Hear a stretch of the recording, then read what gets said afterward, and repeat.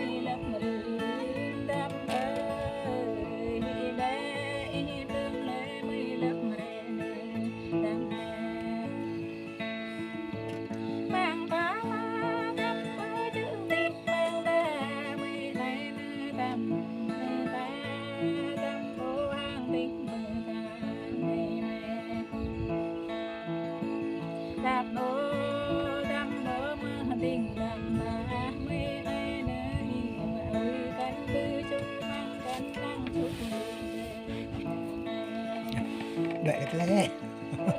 là bên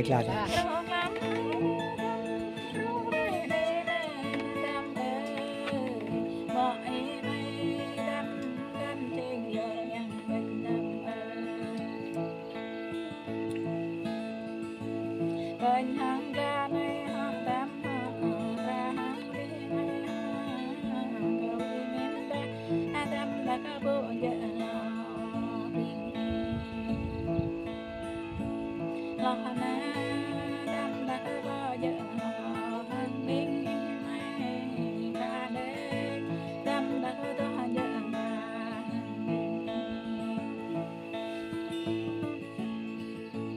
về miền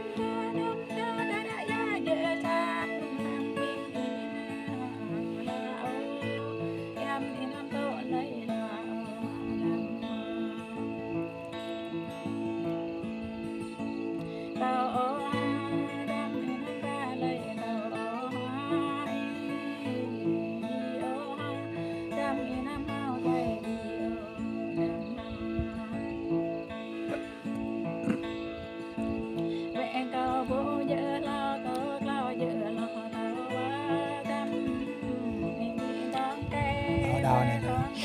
quê phù hợp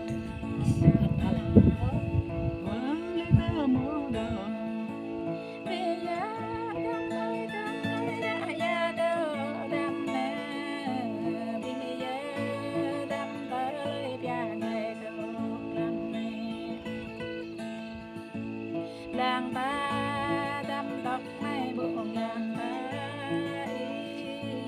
lập dơ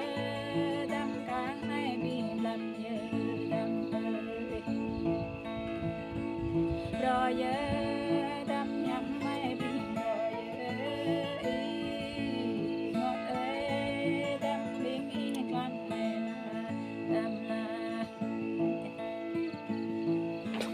viên viện thôi lắm